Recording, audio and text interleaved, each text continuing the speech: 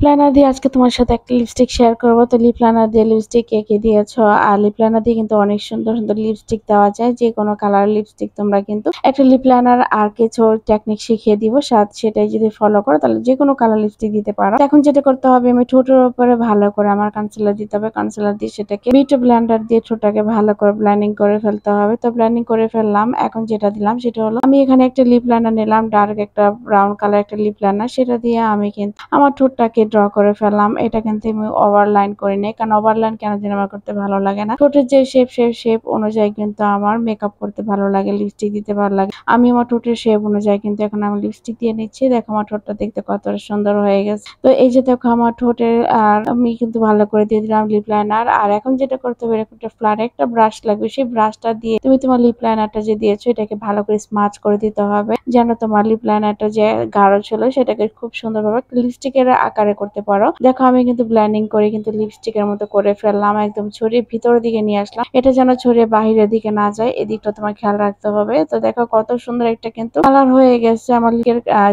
কালারটা চেঞ্জ হয়ে গেছে, ঠোঁটের কালারটা কিন্তু খুব সুন্দর হয়ে গেছে। এটাকে কিন্তু চাইলে তুমি তোমার এখানে গ্লোজ দিয়ে কিন্তু এইভাবে কিন্তু লিপটাকে রাখতে পারো। তো এখন যেটা করতে হবে, আমি এটাকে ভালো করে কিন্তু ব্লেন্ডিং করলাম, আর যে জায়গাটুকু আমি ফাঁকা রাখি সেইটুকুতে আমি অন্য একটা কালার দিব। তো সেখান থেকে লাগবে অবশ্যই আমার এই প্যালেট থেকে যে কোনো একটা কালার তোমরা দিতে পারো। আমি এখান থেকে ব্রাউন একটা কালার দিব, মানে নিউড কালার একটা করবো। তো আমি নিউড কালার এখান দিয়ে ঠোঁটের মধ্যে হাত দিয়ে আঙ্গুল দিয়ে কিন্তু দিচ্ছি। তোমরা কিন্তু চাইলে পিঙ্ক কালার দিতে পারো, পিচ কালার দিতে পারো, মেরুন কালার দিতে পারো, যে কোনো একটা কালার দিতে পারো। তো চাইলে কিন্তু শিমার কালারটা কিন্তু এখানে অ্যাপ্লাই করতে পারো। আমি কিন্তু এখন আমার ঠোঁটের মধ্যে সেই কালারটা দিয়ে ঠোঁটের মধ্যে একটা লিপস্টিকের মতো কিন্তু একটা কালার হয়ে গেছে। দেখ মনে হচ্ছে আমি কিন্তু লিপস্টিক দিয়েছি। এটাকে এখন ঠোঁটের মধ্যে ভালো করে দিয়ে দেওয়ার পর আমি এটাকে ব্লেন্ডিং করলাম, ঠোঁট দিয়ে ভালো করে মিশাবো। মিশানোর পর এখন এখানে দুই ফোঁটা একটু রেড কালার দিব, তো ঠোঁটের মাঝামাঝি তো রেড কালার দিয়ে এটাকে আবার ভালো করে আমি ঠোঁট দিয়ে খুব সুন্দর করে এটাকে আমি আপ করে ব্লেন্ডিং করে নিচ্ছি। তো ব্লেন্ডিং করার পরে দেখো এখন আমার ঠোঁটের কালারটা সুন্দর চেঞ্জ হয়ে গেছে। এটাকে আর একটু গাঢ় করার জন্য